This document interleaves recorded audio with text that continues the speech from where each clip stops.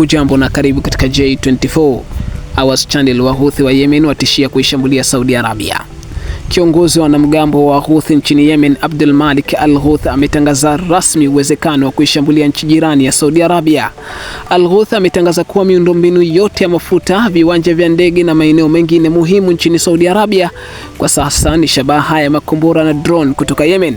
Hatua hii inakuja baada ya mapigano makali kuibuka siku ya Jumatatu kati ya Wahouthi na wanajeshi wa serikali ya Yemen inayotambuliwa kimataifa na kuungwa mkono na Saudi Arabia.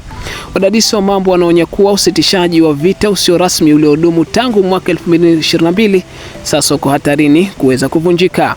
Licha ya mashambulizi ya anga kutoka Marekani na Israel kudhoofisha ghala lao la silaha, Wahouthi ambao ni washirika wakuu wa Iran bado wametishia uwezekano mkubwa wa kushambulia mataifa mengine.